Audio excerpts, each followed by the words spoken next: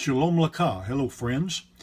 We are now about 16 days out from our trip to Israel, and just a short video here to answer some of your questions. We leave, of course, Wednesday, March the 15th, a 12-day trip returning March the 26th, and I wanted to answer some of the questions that you have. You know by now, of course, there are no shots or immunizations that are required.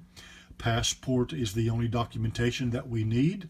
The water is good to drink, the food is good to eat, and the question that we're often asked about Israel, is it safe? Yes, it is. We would not go, would not urge you to go if it wasn't safe. I wouldn't be going myself if I thought it wasn't safe. That is, of course, as safe as God's grace allows. Any place could be dangerous in the world in which we live. The lodging is in very nice, what are called kibbutzim, in the kibbutz Degania. We are there on Galilee in the kibbutz Kalia, down near the Dead Sea, and finally the Hotel Gloria. That's in Jerusalem. Meals will be typically buffet. The weather will be cold in Poland and cold in elevations of Israel. In fact, the weather in Israel is typically like it is here in Chattanooga. We always tell people just dress how you would dress in Chattanooga if you go to Israel in March or when you go in November. However you would dress here, prepare to dress the same there. And then in the desert regions of Israel, it'll be warm. The flight length, this is an approximation, Atlanta to Amsterdam is 9 hours. From Amsterdam, the jump over to Poland, about 2 hours, and then 2 hours back to Amsterdam from Poland. And then our flight from Amsterdam to Israel is approximately 4.5 hours. Another question that some of you ask, all Israelis, yes, they all speak English, but please learn some Hebrew. Again, that wins you the right to be heard. And Israel is about 7 hours ahead of the Eastern Standard Time that we have here in Chattanooga. Communications are excellent in Israel. Of course they are. All of the lodging where we're staying have Wi-Fi. The currency of Israel is the new Israeli shekel, and think of the shekel as a quarter, approximately 25 cents. So 4 shekels equals $1. Money exchange, we will do that as we go. But let me suggest to you, it's best to bring small bills, and on large purchases, use a credit card.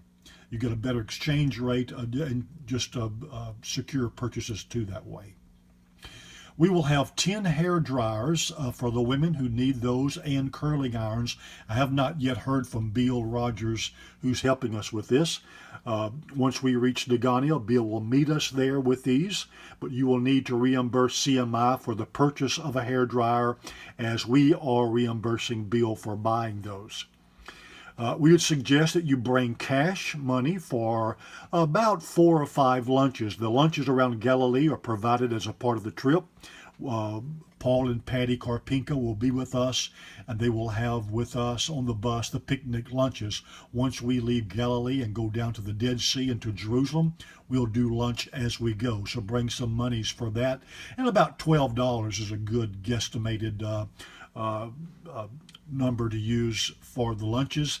Also bring some cash for street vendors. We'll talk more about that, but you can get some pretty good buys sometimes on small things like maps, photos they have, olive wood, other souvenirs, and I always suggest bring about $200 or $300 cash for buying small things like that. But again, I would use credit card for larger, nicer purchases, which is the next point here. Bring a credit card for the best exchange and purchase shopping in Poland and in Israel. Yes, we will. We'll shop some both places. And ATMs are available in Israel. Let me suggest that you let your bank know that you are leaving and that we're going international. Someone else has asked, and bring at least one gift for the kibbutznik family fellowship that we will have. And also you might want to think about bringing an extra gift for a providential meetup, perhaps one of our CMI missionary families. Things I recommend for you to purchase in Israel would be anything that's Judaica, things that you like. The Magen David, the flag of David, the Star of David, jewelry, shofar horns, olive wood. In fact, in particular, a very famous olive wood purchase is the nativity sets. We have several here. Crystal and I do. I love those. And also the Hebrew necklaces. Also, recommended purchases would be olive oil, the Israeli flag, I just mentioned that, the Hebrew alphabet, and again, you might want to bring monies or gifts for mission persons or other. Of course, feel free to do that.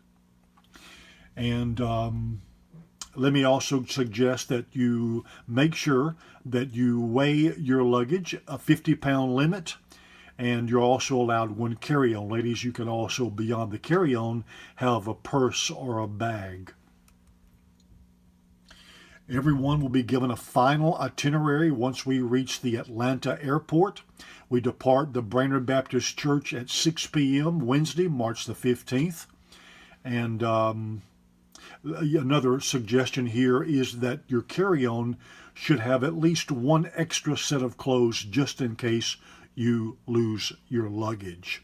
Well, that's good for now, and I'll be sharing more of the questions that you put to me, the A2Q, at our final meeting on Sunday.